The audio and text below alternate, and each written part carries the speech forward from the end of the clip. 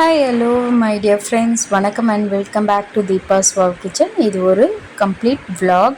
இந்த vlogல ரொம்ப இன்ட்ரெஸ்டிங்கான விஷயம்லாம் நம்ம பார்க்க போகிறோம். மறக்காமல் சப்ஸ்கிரைப் பண்ணிக்கோங்க, பெல் நோட்டிஃபிகேஷனில் ஆல் கொடுத்துருங்க. இந்த வீடியோ உங்களுக்கு பிடிச்சிருந்தா கண்டிப்பாக உங்களோட ஃப்ரெண்ட்ஸ் அண்ட் ஃபேமிலி மெம்பர்ஸ்க்கு ஷேர் பண்ணுங்கள். முதல் விஷயமா போல் ஃபிட் அப்படின்னு சொல்லக்கூடிய ஒரு ஃபோம் ரோலர் அன்பாக்சிங் நம்ம பார்த்துட்ருக்கோம். இது ஃப்ளிப்கார்ட்டில் ஆர்டர் பண்ணி வர வச்சுருக்கேன். இது என்னுடைய சன்காக ஆர்டர் பண்ணது. அவங்களுடைய கோச்சிங் மாஸ்டர், அதாவது ஹீ இஸ் இன் ஃபுட்பால் டீமில் இருக்கிறதுனால அவங்களுக்கு இந்த எக்ஸசைஸ் எய்ட்ஸ் வந்து நிறைய ப்ரிஃபர் பண்ணுவாங்க. அதில் one of the best exercise eight வந்து இந்த போல் ஃபிட்னு சொல்லக்கூடிய ரோலர். இது யார் வேணாலுமே யூஸ் பண்ணலாம். இதோடைய விலை வந்து பார்த்திங்கன்னா அரௌண்டு 498 சம்திங் வாங்கியிருந்தேன்.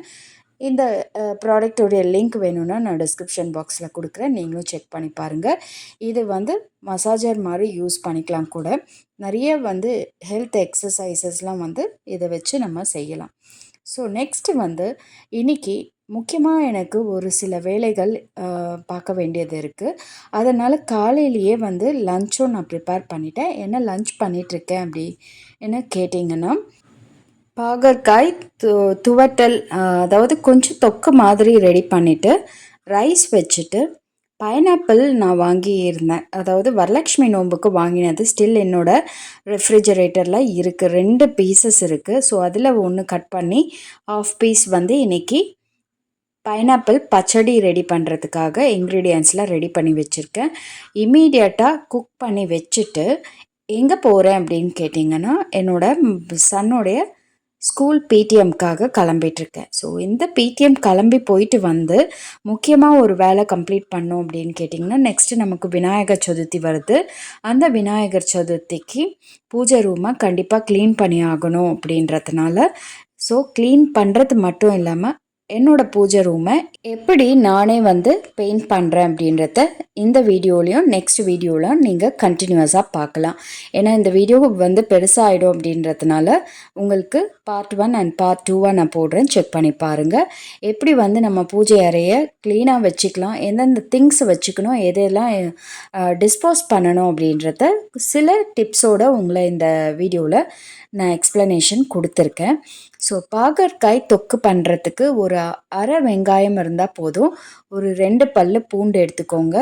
அடுத்து ஒரு தக்காளி எடுத்துக்கோங்க. அவ்வளோதான், சிம்பிள் இன்க்ரீடியன்ட்ஸ் யூஸ் பண்ணிவிட்டு ஆஸ் யூஷுவல் நம்ம வந்து தாளிக்கிற மாதிரி கடுகு உளுத்தம்பருப்பு தாளிச்சிட்டு வெங்காயம் வதக்கிட்டு மஞ்சள் உப்பு எல்லாம் சேர்த்து கூடவே நல்லா நறுக்கி வச்சுருக்க பாகற்காய் அதையும் வந்து சேர்த்து மிளகாய் தூள் உப்பு இதெல்லாம் சேர்த்து நல்லா கொதிக்க விட்டு லிட் போட்டு ஒரு 10 நிமிஷம் விட்டிங்கன்னா அதுவே வெந்துடும். அதுக்கடுத்து இந்த மாதிரி தொக்கா நமக்கு கிடைக்கும். சாதத்துலேயும் நம்ம சேர்த்து சாப்பிட்டுக்கலாம். நெக்ஸ்ட்டு பைனாப்பிள் பச்சடி பண்ணுறதுக்கு இந்த மாதிரி ஒரு கப் தயிர், தேங்காய், பைனாப்பிள் சாப் பண்ணி வச்சுக்கணும். அதுக்கடுத்து மிளகாய், அதுக்கப்புறம் பார்த்திங்கன்னா இஞ்சி வந்து உங்களுக்கு எவ்வளோ வேணுமோ அந்த அளவு நீங்கள் சேர்த்துக்கலாம். இங்கே பாதி பைனாப்பிள் வந்து நான் சாப் பண்ணி வச்சுருக்கேன். அதில் 1 டேபிள் ஸ்பூன் அளவு இஞ்சி, 2 பச்சை மிளகாய், அதுக்கடுத்து கொஞ்சமாக சால்ட் ஆட் பண்ணி இந்த பேனில் நான் பைனாப்பிளை 2 டம்ளர் தண்ணி விட்டு வேக வைக்கிறேன். இந்த பைனாப்பிள் நம்ம நல்லா பாயில் பண்ணணும். அதனால் தண்ணி நல்லா கொதித்து வரும்போது ஸ்லோ பண்ணிவிட்டு மூடி போட்டு வச்சிட்டோன்னா அந்த ஸ்டீமில் நல்லா வந்து உங்களுக்கு ஸ்மாஷ் பண்ணக்கூடிய அளவில் பைனாப்பிள் வெந்துடும்.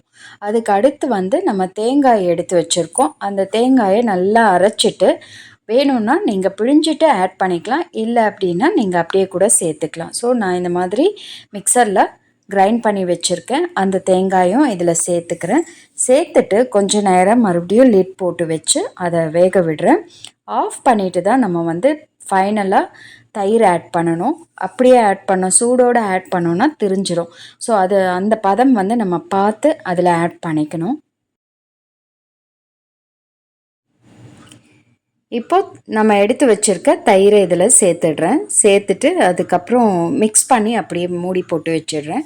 இப்போ நம்ம கண்டிப்பாக வந்து தாளிக்கும் போது என்ன பண்ணணுன்னா 2 டேபிள் ஸ்பூன் எண்ணெய் விட்டு அதில் கடுகு உளுத்தம்பருப்பு, காஞ்ச மிளகாய் இருந்தாலும் யூஸ் பண்ணிக்கலாம், வரமிளகாய், அப்படி இல்லைன்னா பச்சை மிளகாயே யூஸ் பண்ணிக்கலாம். நான் இங்கே பச்சை மிளகாய் யூஸ் பண்ணியிருக்கேன். கருவேப்பிலை ஒரு கொத்து ஆட் பண்ணி ஜஸ்ட்டு தாளித்து அந்த பேன்லேயே விட்டுட்டு இந்த மாதிரி க்ளோஸ் பண்ணி வச்சுருக்கேன். உடனே மிக்ஸ் பண்ணல, ஏன்னா நம்ம தயிர் ஆட் பண்ணியிருக்கிறதுனால இமீடியட்டாக அந்த சூடில் கலரணுன்னா தெரிஞ்சிடும்.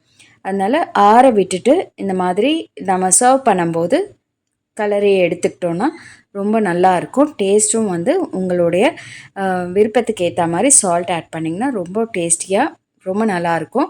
ட்ரை பண்ணி பாருங்கள் இந்த ரெசிபீஸ். இன்றைக்கி சாட்டர்டே மார்னிங் 8 o'clockலேருந்து 12 o'clock பிடிஎம் டைமிங்ஸ் கொடுத்துருக்காங்க. நான் வந்து ஒரு 11 o'clock கிளம்பியிருக்கேன். விளக்கேற்றி வச்சுட்டு நான் கிளம்புறேன். பட் பூஜை ரூம் பார்த்திங்கன்னா ஒரே கிளம்ஸியாக டீக்ளட்டர் பண்ணுறதுக்காக ரெடி பண்ணி வச்சுருக்கேன். அதனால் நெய் விளக்கு ஒரு மண் தீபத்தில் ஏற்றி வச்சுட்டு கிளம்பிட்டேன். ஸோ ஸ்கூல் டேஸ் வந்து நம்மளுடைய ஸ்கூல் டேஸில் எப்படி நம்ம படித்தோம், நம்மளோட பிடிஎம் பேரண்ட்ஸ் மீட்டிங்கெல்லாம் எப்படி இருந்ததோ அதே மாதிரி தான் இப்போவும் இருக்குது. பட் அந்த வே ஆஃப் அப்ரோச் எல்லாமே வந்து ரொம்ப ரொம்ப டிஃப்ரென்ஸ் இருக்குது. அந்த டீச்சர்ஸோடைய எக்ஸ்பெக்டேஷனாக இருந்தாலும் சரி, ஸ்டூடெண்ட்ஸோடைய பர்ஃபாமன்ஸாக இருந்தாலும் சரி, பேரண்ட்ஸ் தான் வந்து எல்லாத்துக்குமே பதில் சொல்ல வேண்டியதாக இருக்குது. அந்த மாதிரி காலகட்டத்தில் நம்ம வந்து எப்படி ரொம்ப இன்னும் பொறுப்பாக இருக்கணும் அப்படின்றத தான் நம்ம பார்க்க முடியுதே தவிர குழந்தைங்களோ இல்லை வந்து டீச்சர்ஸையோ நம்ம வந்து ப்ளேம் பண்ண முடியல. அதுதான் வந்து 90% சிச்சுவேஷன் நான் ஃபேஸ் பண்ணுறது. நீங்கள் ஆஸ் அ பேரண்ட் நீங்களும் எந்த மாதிரி சிச்சுவேஷன்ஸ் ஃபேஸ் பண்ணுறீங்க வைல் பிடிஎம் போகும்போது ரிப்போர்ட்ஸ் எப்படி இருக்குது அப்படின்றத கூட நீங்கள் கமெண்ட் செக்ஷனில் ஷேர் பண்ணலாம். நிறைய கமெண்ட்ஸ் வந்துட்டுருக்கு. பட் இன்னமும் நான் எக்ஸ்பெக்ட் பண்ணுறேன். ஏன்னா நீங்கள் ஷேர் பண்ணும்போது தான் எனக்கும் தெரியும் வெதர் உங்களுக்கு இந்த மாதிரி வீடியோஸ் vlogs எல்லாம் வந்து இன்ட்ரெஸ்டிங்காக இருக்கா இல்லையா அப்படின்றது வந்து நான் தெரிஞ்சு அதுக்கேற்ற மாதிரி வீடியோஸ் உங்களுக்கு நான் கொடுக்க முடியும்.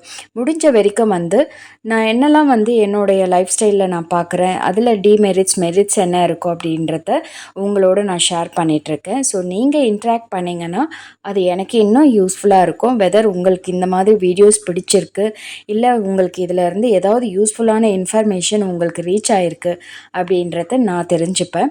ஸோ ஃப்ரெண்ட்ஸ், மறக்காமல் நீங்கள் வந்து என்ன நினைக்கிறீங்க அப்படின்றத கமெண்ட் செக்ஷனில் ஷேர் பண்ணுங்கள்.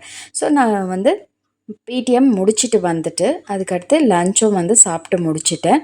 அதுக்கடுத்து கொஞ்ச நேரம் ரெஸ்ட் எடுத்துகிட்டு இப்போ பூஜை ரூமில் உள்ளே இருக்க படங்கள், விளக்குகள், அதுக்கடுத்து வந்து அது உள்ளே இருக்க புக்ஸு எல்லாமே எடுத்து என்னோடய ஹாலில் பேப்பர்லாம் போட்டுட்டு அதுக்கடுத்து பார்த்திங்கன்னா பிளாஸ்டிக் கண்டெய்னர்ஸ் பெருசாக எடுத்து வச்சுருக்கேன்.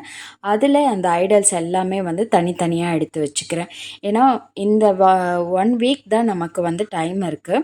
அதுக்கப்புறம் பார்த்திங்கன்னா விநாயகர் சதுர்த்தி முடிஞ்சதுக்கப்புறம் நவராத்திரி, அதுக்கப்புறம் தீபாவளி, அந்த மாதிரி கண்டினியூஸாக நமக்கு வந்து ஒர்க் இருந்துக்கிட்டே இருக்கும். ஸோ பூஜை ரூமில் கை வைக்க முடியாது.